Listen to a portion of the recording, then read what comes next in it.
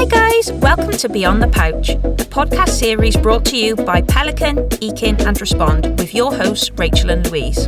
Dive into the world of ostomy through open and honest conversations, including the lives of many inspirational ostomates that we're lucky enough to call our friends, so you can get to know them beyond the pouch. Welcome back to another episode of Beyond the Pouch. If you haven't already listened to the first few episodes, please do head over to Spotify or YouTube to give them a watch and a listen, and to subscribe to keep updated with our new episodes. We are very excited today with today's guest, Nikki, who is new to Ostomate life, and she will be sharing her story and experience of being a new Ostomate. So, hi, Nikki. Hello. Welcome. I am buzzed because I've been following you for a while, and we slid into each other's DMs. We did. So I am pumped you're here. So, and you don't live around the corner. I don't. I live close to Bournemouth in the New Forest. So it was a 3-hour drive yesterday. But Dedicated. I love Wales. Do you? I love it here.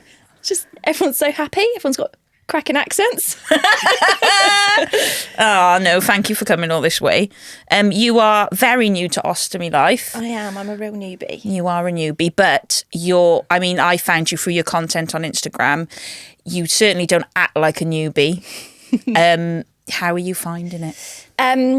It's a lot. The first few months are obviously really tricky, finding products that work for you. And for me, it was an emergency operation. So it was unexpected. I was told I went in for a resection, and after 6 days, the resection stitches came undone. So I went back in for emergency, and that's when obviously I had my stoma done.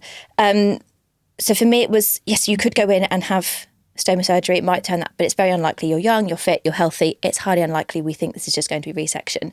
The other thing that I'm battling with is that a lot of people that have had stoma surgery, it's a new lease of life. You've been so poorly, and I have Crohn's disease. I know what being poorly is like, and you can be so poorly, and then you have the stoma surgery, and it's you're given your life back. For me, it's a little bit different because yes, I was in pain. I had strictures. I was in a lot of pain, and I was struggling to eat a lot of things. But actually, at the moment, with a hernia as well, it's almost like a balance of, okay, yes, I can go out and I can eat nice things again, but I've also got to deal with a hernia and learning to deal with a stoma, which is a lot early days. Of course. So yeah, that's how it's going. Yeah, because I think the thing is obviously IBD is like one of the most common reasons for people to have stoma surgery. But the problem that you've got with Crohn's disease, even though you've had the surgery, it doesn't take away the fact that you still have Crohn's and that you can still develop further problems. Yes. And obviously you had sepsis really bad, and I find that relatable because that happened with me. Yeah. But you literally went in to have a couple of strictures removed, which is common because I think what people don't realise is with Crohn's disease, the scar tissue tunnels off from the bowel and sticks to everything. Yeah. So it's a bit messy, and obviously you had the strictures removed. Yeah, so strictures removed it was the 22nd of March 2023, and then stoma surgery. 16th of March was the stricture surgery. Yeah. 22nd was stoma, so it's 8 months ago yesterday that I had it done. Yeah. But more that obviously I had sepsis, and I was supposed to be in there for 5 to 6 days with the stricture surgery. I was gone for a month. I've got 2 young children who they came to see my Mother's Day, so I think it was the 18th, and then I didn't see them again until I was too poorly. I couldn't bear the thought of them coming in to see me in that way. So, and I'm a mum. Like going that long without seeing your babies is a really long time. And it was just one thing after another. As soon as I got over one hurdle of one infection, I got another. I ended up with pneumonia as well, which added to the list. It's never fun. No. So what was childhood like for you, and how did this all come about? So fairly normal childhood. I actually hit 14 and I went to Egypt on a family holiday, and I got a tummy bug. And it was basically a case of I got that tummy bug and I never got better. And it went on for 2 years. My mum took me back and forth to the doctors, and I got asked if I was taking recreational drugs. I got asked if I could be pregnant.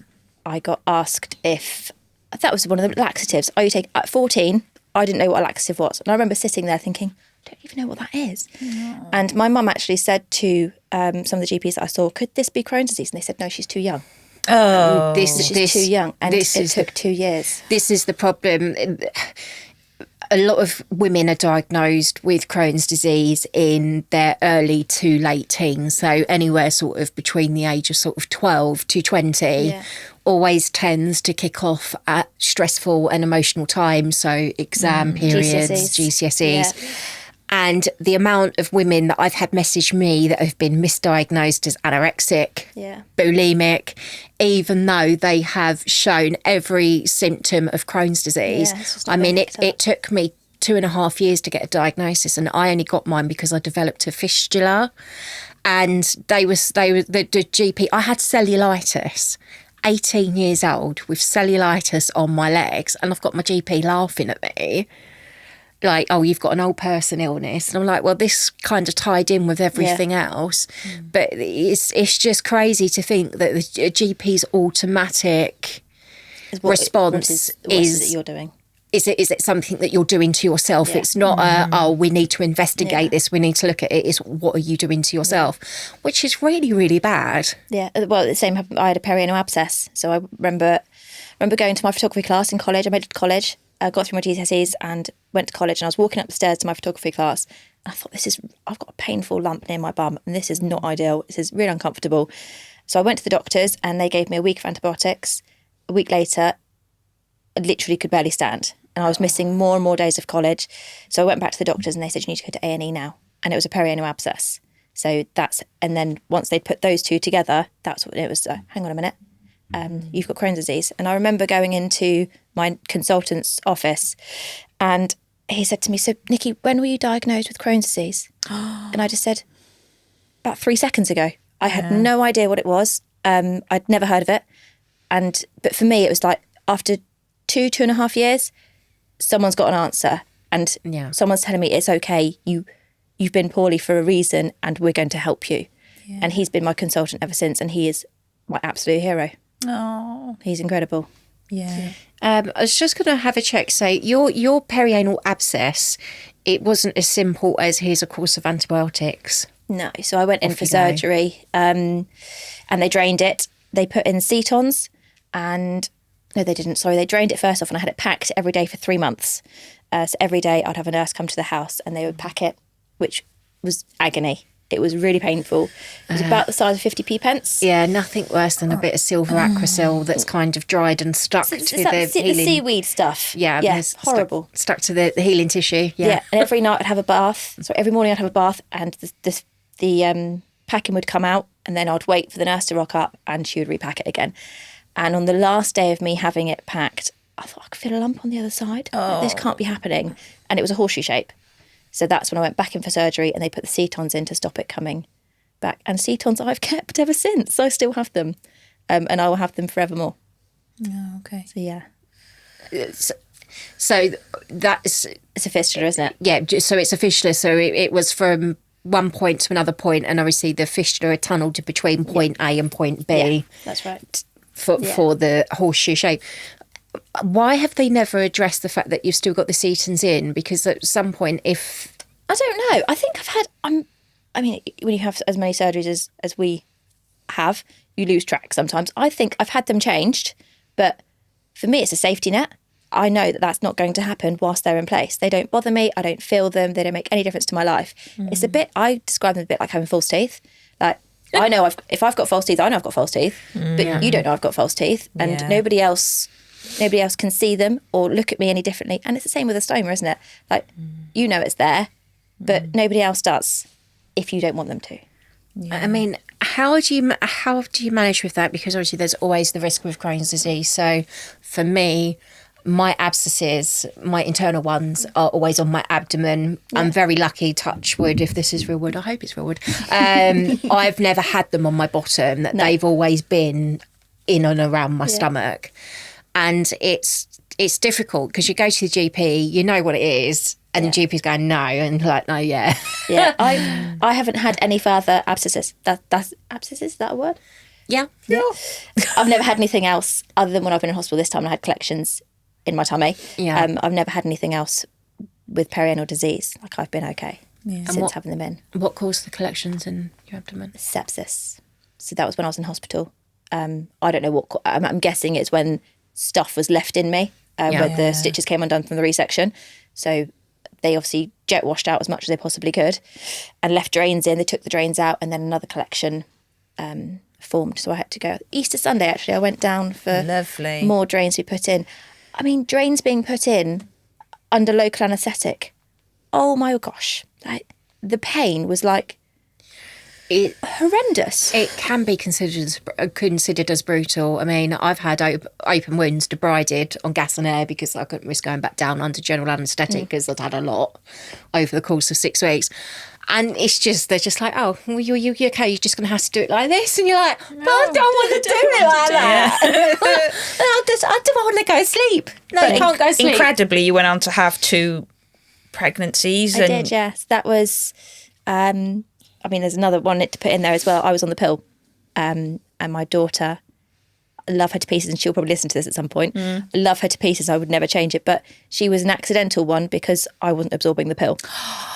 Which they don't tell you. No, that's the other thing. And I know it was discussed on a previous podcast in that when you're diagnosed with Crohn's disease, you should have some sort of meeting or something where people can help you make the right decisions when it comes to contraception. Because, I was 20 and 12 weeks into a relationship, pregnant. I would not change her for the world. She is my absolute angel. But I mean, and it's worked out well, and you're with your partner, husband still. Yes, went on to have another child, and that's brilliant. But, if you're not in the right place for that to happen, but it's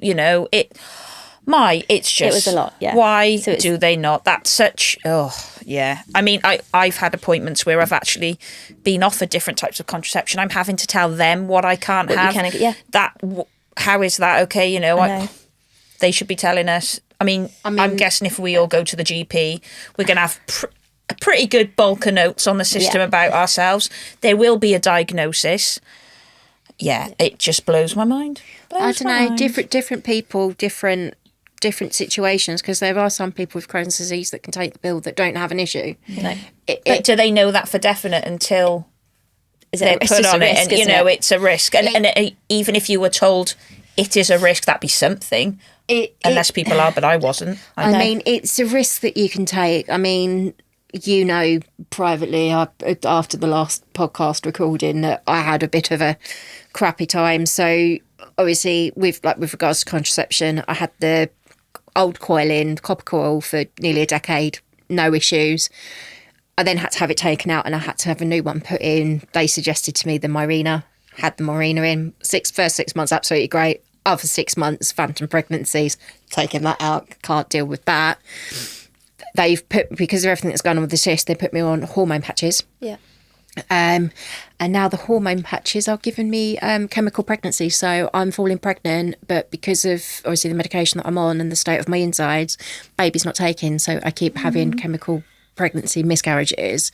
And it's very difficult because I know I can't take the risk of having another child because of uterine rupture, but the emotional damage that everything that the cyst is causing with the hormones and everything at the moment, it can get quite difficult. And this is what needs to be talked about, and this is what women need help with. The whole system of women's gynecological, mental, reproductive health needs to be addressed and improved, so especially women with chronic illnesses do not have to suffer and do not have to make the choice that can either make them or break them. And the problem that you've got, I mean, I know a lot of consultants, especially gastros,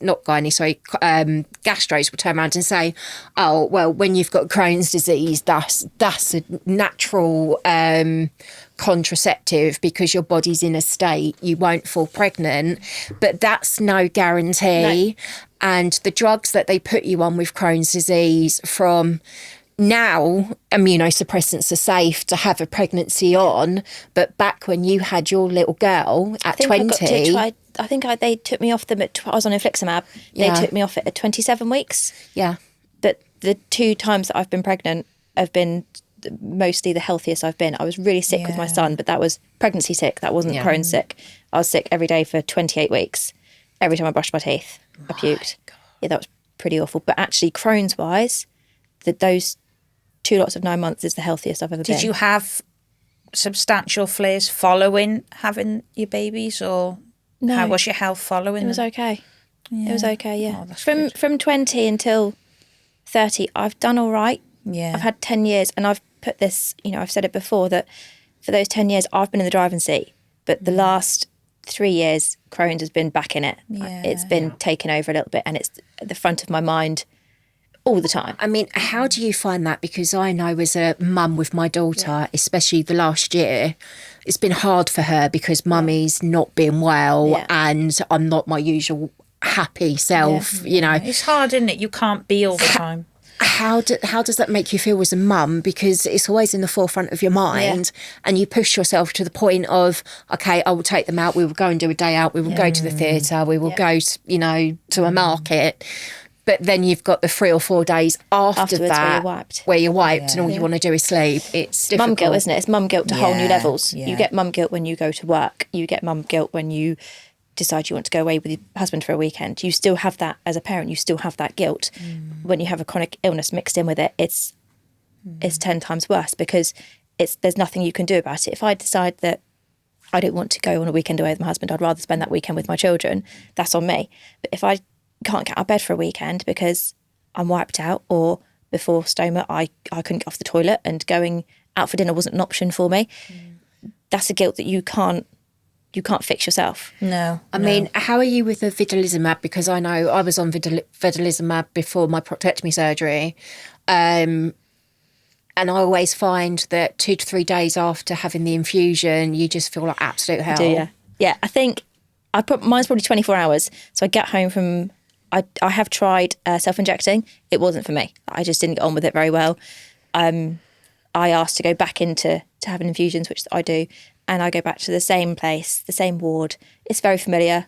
Yeah. And how do you find going on there? Because I think I've posted a few times where, in a weird way, if you go into the same places, it can be comforting because you know your surroundings and it's what you're used to, but at the same time, so triggering, and any bad experiences are just going to flood back. I've actually had a conversation with my consultant on Monday about this. He said, how do you feel about coming into the hospital? And I said, coming in to see you, coming in to see my surgeon, like in a different room, fine. Going in for treatment, fine. I've been going there since I was 16, 17. Like, it's a familiar place. The nurses are familiar, even down to the mugs. They're familiar mugs, which is just so ridiculous, but it is. It's familiar. The smells familiar. The chairs, the wallpaper, If you took me into the wards that I was on in March, I don't think I'd cope. No. So going into the hospital for another, knowing that I'm coming straight back out again. If you told me you're going in for another operation, I don't know how I'd cope. Have you been offered any help or referrals for counselling after that? Because medical PTSD is a thing. Yes. It's not addressed enough. No. It's just, you've had an operation. Oh, the operation went wrong. Oh, you had sepsis. Oh, pneumonia. But you're all right. But you're all right now. Off you go. Yeah. Go back to work. Go back to your down the road. Have I been offered help?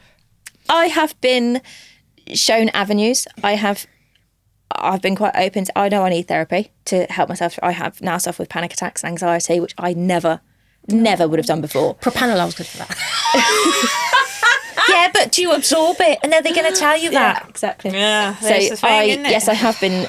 I've put myself down. There's a waiting list, so I've been on the waiting list for 7 months so far. Have you tried Silver Cloud? Yeah, it's very difficult. There's a long waiting list for counselling going via the mental health team and the GPs, but there is, especially for like our area, and Bournemouth is probably covered as well. You've got Silver Cloud. You can go for a referral Silver Cloud. They will do an assessment with you. Yeah. They will then offer you, I don't know, either 6 to 12 weeks of CBT, which is cognitive behaviour therapy. Yeah. If they feel that is not helping, they will also get you quicker and pushed through for a quicker mental health for the proper counselling. So that's what I've done. Gone through the Silver Cloud, and then I've been put through to talking therapies, and that's where I'm on the waiting list. Yeah. Some days I'm all right with it. Some days I'm there's fine. no pattern, is there, as well? Pattern. I mean, I took my children to the fireworks, and it was really busy. And I thought, I can do this. And I kept in my head, I was going, you're safe, you're fine, nothing bad's going to happen. You're fine, keep going. And then it was the first bang, the fireworks, and it was just like flashbacks. My heart rate went, sweating, and my first thing is floods of tears, which is when everyone's got their phones out, videoing the fireworks, and I'm just in floods of tears having a panic attack. It's not ideal, but I've got to keep doing these things because at some stage, I'm going to be okay. Yeah, but it takes time. I mean, 8 months is nothing, is it, as well? Like, I mean, you said that we were chatting before, and you said about how you've started your account on Instagram and raising awareness, and you said that you've gained so much from being on there. Yeah, I've gained a lot. The reason I started it was because I learned so much through other people's accounts, and I thought if I can, one person learns anything from me, then it's worth it. Yeah. It's also a bit like a diary for me. Yeah. So I have notes on my phone, and I don't post everything that I write, but I write things that I'm nervous about, that I've struggled with, that I've tried and it's not gone well, or everything I think or I feel I write down. Yeah. And if you'd given me a journal in March to handwrite, there's no way I would have done it. No, I probably would have kept it up for a week. I mean, even when you buy like a pretty one, I've done it before. I've gone, oh, that's really pretty, and it's hardback. I'll buy a pen and I'll start a journal. Stays in the drawer under the bed for 18 months. And I don't use it. Oh, it's pretty. You buy stickers, you follow Pinterest, and you don't do it. How do you find navigating social media? I mean, I've been doing this for nearly 10 years, and I've kind of found my tribe and my people. Yeah. Whether my personal views are my personal views, I don't always agree with everything that I see. Yeah, but we're all different. Absolutely. And I mean, how have you found that? Because your content that you post is very relatable, but your content is probably the same to like what we post up with. Very functional as well. Like, so it's because of this woman that I wore Crocs in Jake's latest operation. I didn't. So obvious when you think, but again, that was your account that I was following, that you'd posted that, and that's the only reason why I took them. I mean, the reason I thought about the Crocs was because the first time I changed my stoma by myself, it was a big moment. And I was still connected to a lot of tubes and wires and drips and all sorts. And I was in a nightie. I mean, it takes a lot, doesn't it, to undo everything, take the nightie off, have a shower. I was like, shower, new nightie, we're good. But new nightie on, got my wires back on, the nurses called back in. It's probably like a 50-minute ordeal of doing that. And I hadn't done my stoma bag up. So I just poodle down my leg and onto my shoes. It's nothing worse than it going in between your toes. Rinsed off. Spray, rinse off. I think the worst thing for me is, we all talk about our hospital experiences. Yeah. And my surgery is always done on a Friday, and over the course of the weekend until Monday, it's always the HCAs and the agency staff, and they don't always have quite the same level of care as the matrons and the nurses do on a Monday to Friday. And my bag had leaked everywhere. I'm still attached to drains. It's Saturday night. I only had my surgery 24 hours ago, and the HCA is telling me that I've got to clean it up. I'm like, the enhanced recovery nurse hasn't even got me out of bed yet. I don't know if I can walk, and you're telling me that I've got to clean this all up myself because you don't want to do it. So I've got an elective C-section in March because I'm due then, and I'm thinking, now God, it's going to be an epidural, it's going to be this, that. I'm thinking, right, I need to start training my partner to do my bag. I mean, he's done it once, he's happy to do it if I need it, but I thought, I need this man prepped, I need this man on point, because I've never had an epidural with a stoma, and I'm thinking, am I going to feel it getting full? Is it going to leak? No. What am I going to do? Most C-sections, apart from the occasional horror story like my one, I've had 2 lovely C-sections. Most of them I've had a good one, to be fair. Most of them only take 20 minutes. So that epidural was going to be in for a couple of hours, but the actual C-section from start to finish, if you've got a good surgeon, only takes 20 minutes. Bish, bash, bosh, done, baby out. Well, because it's my second one, and I've had stoma surgery since the first one for the second time of my life. They said it's going to take longer because of scar tissue, and they're going to have to dig through. But yeah, I just keep getting this reoccurring dream of like, You're going to take my mining hat. I'm going to have the baby. Everything's going to be all lovely.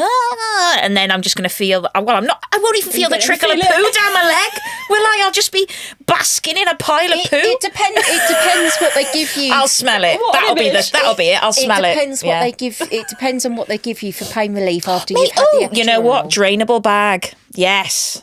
That's an idea. The high output Drainable. bags. Yes. Yeah. There you go. High output bag. Yes. We'll ask the guys at Pelican if they can get you a couple of night drainage bags. Sort me out. Yeah. The high output bag with the urostomy tap on it. You'll be that's only any good though if your output's like water. If your output's quite thick, you're going to be a little bit That's all right. I'll just have a stuffed. marshmallow party the night before. It'll be fine.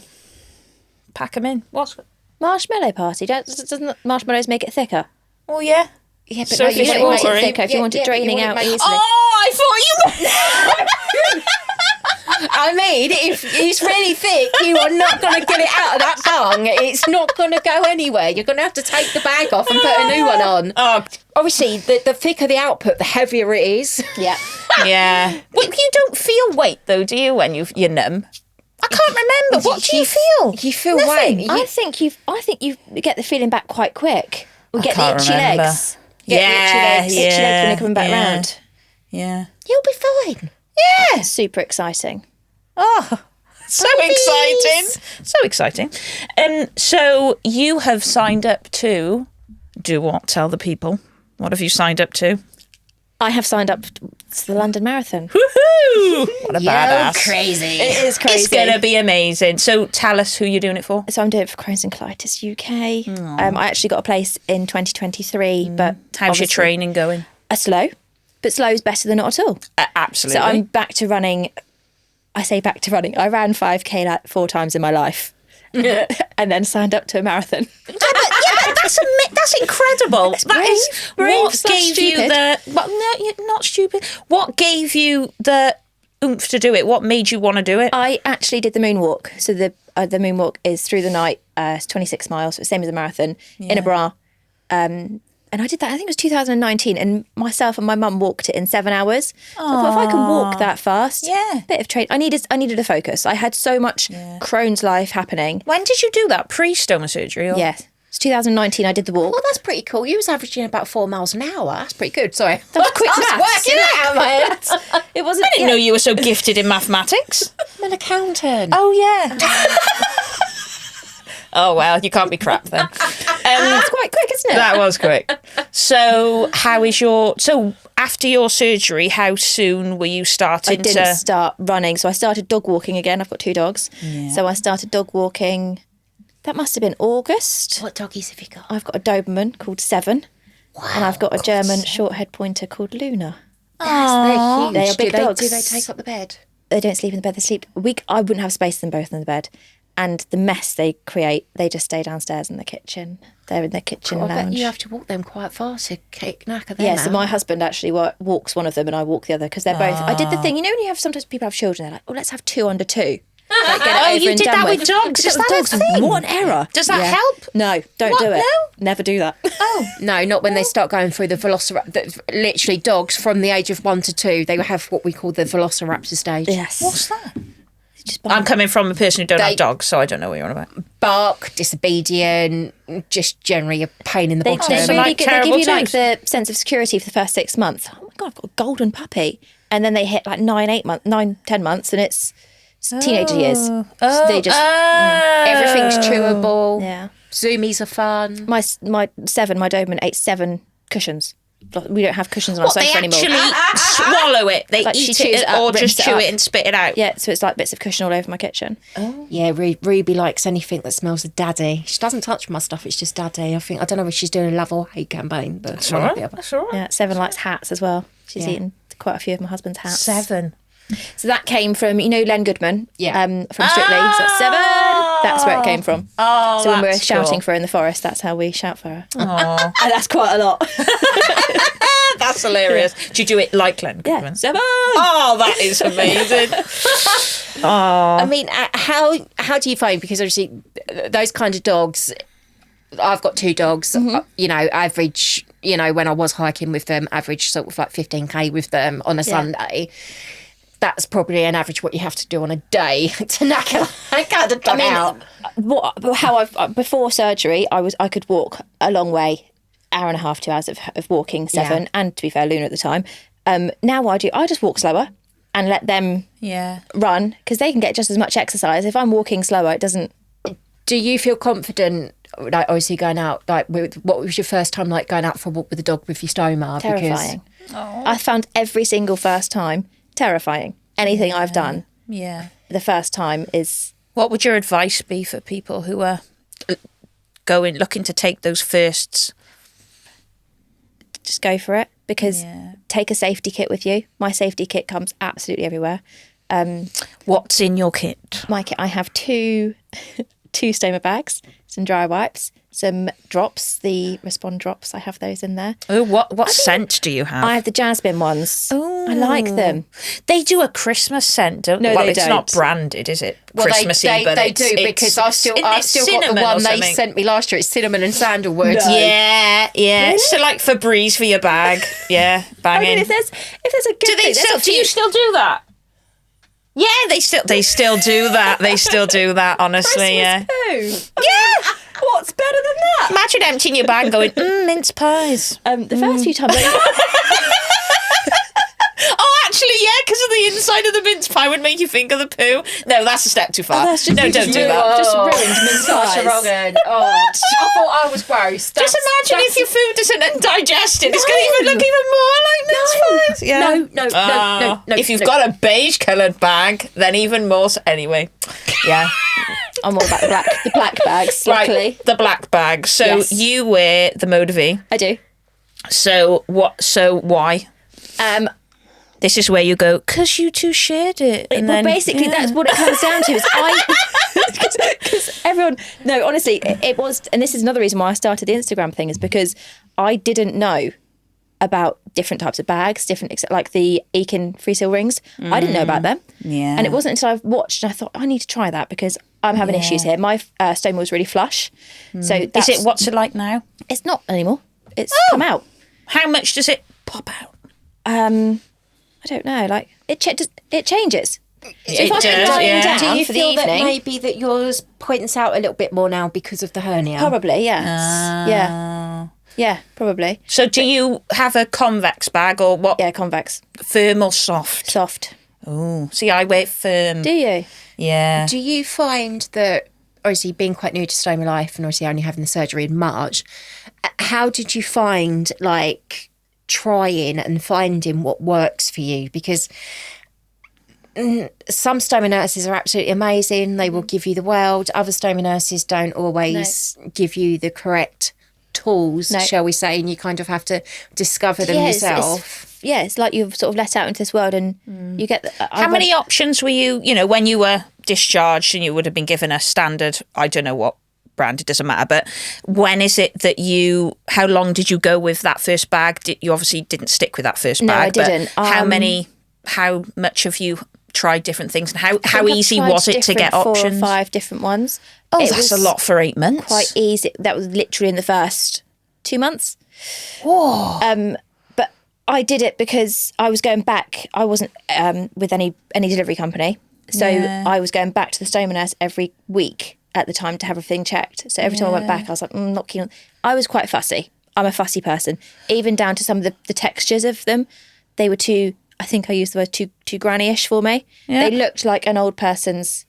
Well, ultimately, you've got to wear that 24 hours a day. Exactly. And you've got to look at it, accept it, and it's part of your recovery. Yeah. So I think there's a lesson there in that you're not too fussy. You're just advocating for yourself. Yeah. And if being fussy is what it takes, be fussy. Be fussy. Be fussy. Yeah, but being fussy is better than putting up with something that's subpar that's causing issues because you're not given the option to... You should be proud of yourself for doing that and going back and forth, because a lot of people might not feel they can, not want to, and Well, most people don't know that they can do that. Yeah, exactly. Yeah. The best advice I could give someone who is struggling to find the right bag or accessories for themselves would be to write down, to have a list of the pros and cons for each bag and make sure you fill it in And then you can look back on that and be like, hang on a minute, that's the one I got on best with. Let's try that one again. Yeah. Or I'm not going to do that one because my skin, don't try the ones that your skin react with. Just don't do that. Yeah. It's quite a sensory experience, like you said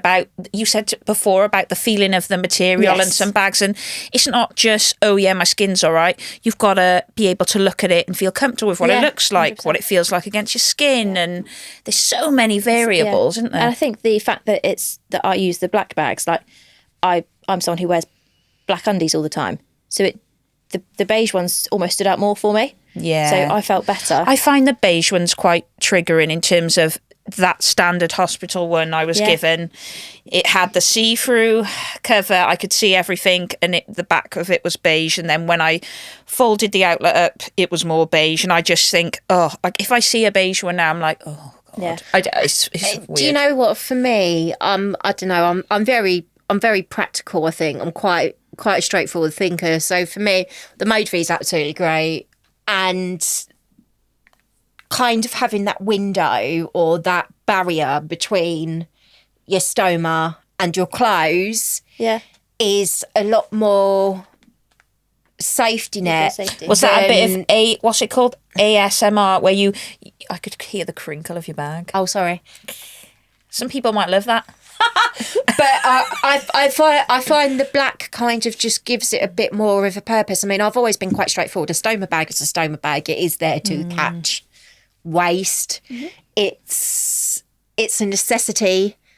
It's something that we need to use, and it's great that the likes of Pelican have taken it a step further and have given you something that you actually want to wear versus something that you're forced you have to wear. Yeah.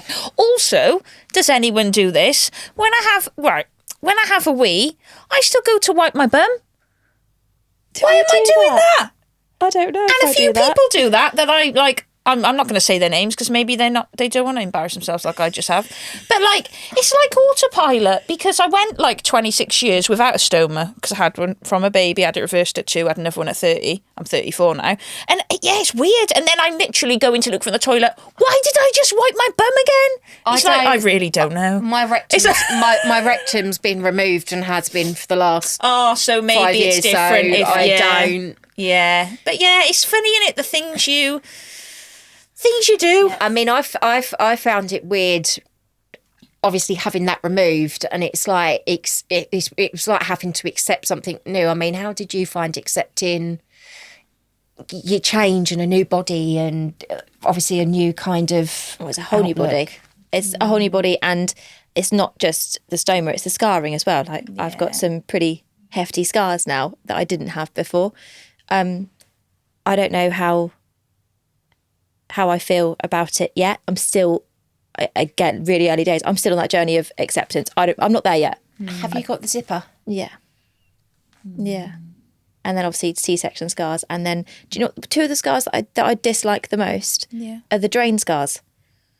The 2 big circle ones. They don't stick because they heal from the inside out, don't they? And you find that when you gain weight and then lose weight, that they kind of become a lot more noticeable and a lot more prominent, and can occasionally cause a little bit of pain.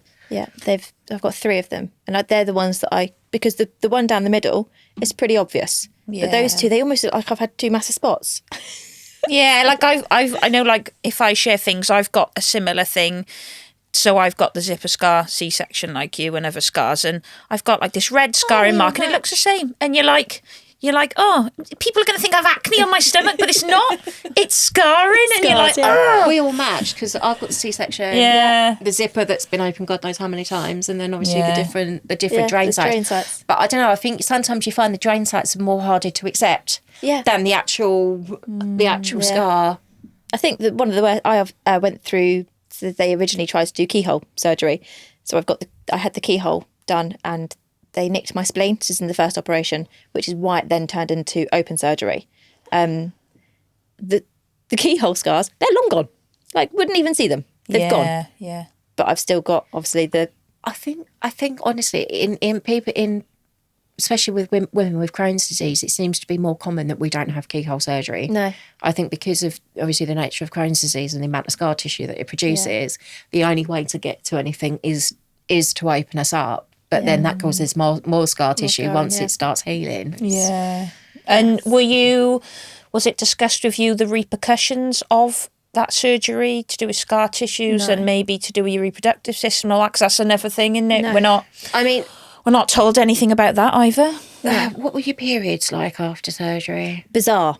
So I was actually on my period when I went in for surgery, which wasn't ideal, but I wasn't going to put it off. Like, I just mentioned it. They were like, it's fine, don't worry, we can deal with that. So I was still bleeding when I woke up, obviously. Then that period stopped, and then it came back again. And then it disappeared, and then came back again after that. It was backwards and forwards during hospital.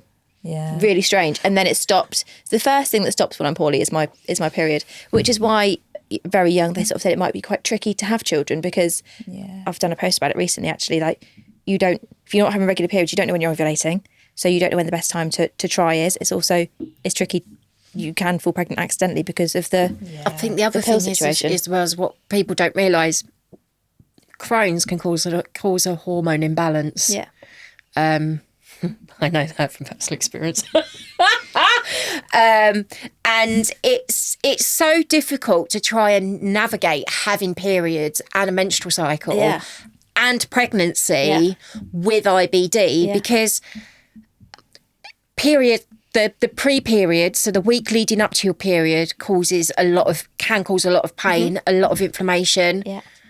That's an increase in fecal matter because that's all inflamed and everything else. And I think it's more difficult to have a period with Crohn's disease than what it is to have a period. It makes them heavier as well, doesn't it? The pain. Yeah. The pain. It's just absolutely crazy. It's just bizarre. It's just a whole new level of... It's the disease that keeps on giving. Keeps on doing something. I mean, I can't talk for that because I have Hirschsprung's disease, not Crohn's. But I don't know, is it a common trait of bowel diseases in general, or is it just... Because Hirschsprung's disease isn't similar to Crohn's at all. But yeah, my periods dramatically changed after stoma surgery. They will change after the stoma surgery because of the scar tissue and everything that's built up in there. It's basically changed your anatomy. Yeah. It's changed the makeup of how everything works, because most women will go through life where they haven't got scar tissue, they haven't had things tinkered about with, they haven't had things played with. Their body works the way it's supposed to, whereas ours doesn't, because we're ill, we've got inflammation, our hormones are all over the shop, we've got scar tissue's killed one ovary, so you've only got one functioning ovary that's producing the hormones. Or I haven't noticed a difference since stoma surgery, but I think that's probably because I haven't had I've never had a normal cycle. It's never been, so it's not going to be a massive change because I've had Crohn's. Yeah. But it would be good before surgery even if they haven't got the time to give you an appointment. Yeah, but the problem that you've got with this is great for people to listen to, but when you're going in to have surgery, you do not want to hear, this is going to go bad. No. You're not going to enjoy that. I think you need to know, though. I don't know. I wish I was told things. I went into that surgery probably a little bit naive. I did not think for 1 second, A, I'd be in there for a month, B, it would go wrong, that my spleen would be nicked, and half of me is like with Instagram and with a podcast, I don't want to scare people. No. Because people have to have these surgeries. And I was probably one of the ones that it's not normal that things go the way that it did for me. No. But also maybe I should have been more aware that it could do that. It could go wrong. I didn't know the signs of sepsis. If I had known the signs of sepsis better, would I have picked up on it myself and been like, hang on a minute, I think this might be sepsis. What's going to happen? I didn't know enough. Then there's sometimes knowing too much. Yeah, I mean, it's a balance. It's 100% a balance, but you've got to get that balance right. You can scare yourself and read all the horror stories. But that's why it's good that when people do share, that they're conscious that, share the good, share the bad, share, But some people go through, like Keith, who we had on last time, touch wood for him, he rocked stoma life and he's never really had any problems. But then there might be someone like yourself who's come up against a lot of things. And I think as long as you're following a variety of people with a variety of journeys and not just following the good, hopefully that will provide you with some balance. But Yeah, I think my gallows humour and my sarcastic approach to things has got me through. Well, but if that's how you deal with it, that's how you deal with it, isn't it? And it's, yeah. So, Nikki, what advice would you give a newbie in accepting this stoma? I knew this question would come up. And it's a really tricky one for me to answer because I don't have the answers. I'm still on that journey. It is a long journey. And all I would say is that journal things, write things down and reach out to people, because I've never been in a room with 2 other women with stomas. So reaching out to you guys, it helps. People understanding your situation. Reach out to people and reach out to your family and friends, because they will try to understand. And just keep going. Like it will. I know it'll get easier. I look at you guys and I think, obviously with your situation at the moment, with how poorly you're being, but I know that it will get easier, and acceptance it's a journey. And that's just what I'm doing at the moment. It is a journey. It will always be a journey. I mean, I've stoma now for nearly 14 years, and that there are times when I'm either love it or loathe it. It's a bit like going through the Grinch. Nikki, thank you so much for coming all this way. It's been lush talking to you and seeing you in person. And thank you for everything you're doing for newbies, because, you know, no one has to share their lives today. No one has to share what they're going through. So we think you're amazing. Thank you so much. And apologies that me and Rachel were just like randomly flashing you our stoma bags at the beginning. Yeah, to be fair, Nikki was granted the honour of seeing our bags before, and we've never done that with a guest before. So sharing is caring. It is, yeah. Thank you for listening to Beyond the Pouch, and we hope you've taken something valuable from this conversation, and we'll see you next time.